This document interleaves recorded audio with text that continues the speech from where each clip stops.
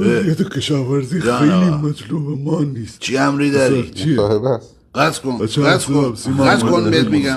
آقا بسر من میشناسم. آقا صدا سیما میکروفون داره. این اینستاگرام تو رو دردسر میندازه. آقا یه لحظه بابا من خودم میفهمم چیکار دارم میکنم. بیا این بر پسر، بیا این بر بشین. اینستاگرام ها یه خورده غیرتی هم هست دیگه. در دنیا همینه داریم. بله میفهمید در تو کشاورزی این زمین ها فقط محصول کشاورزی به ما داره.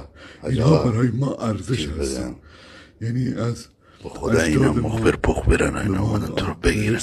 تا الان که ما جانه ببینن سیاسی حرف نزن. متاسفانه کشاورز آخرین نفری که از دلال میبرن سود میبره. بله دلال ها کل سود زحمت ما رو میبرن. واردات بیروی هم در فصل عرضه کمر ما کشاورزان شکونده و ما رو گرفتار کرد. نظرتون حاکمیت چیکار میتونه بکنه؟ داداشی دست شما در نکنه. حاکمیت دولت همه چیز عالیه، ما تابع قوانین. دست شما در نکنه. بفرما. یا الله یا الله.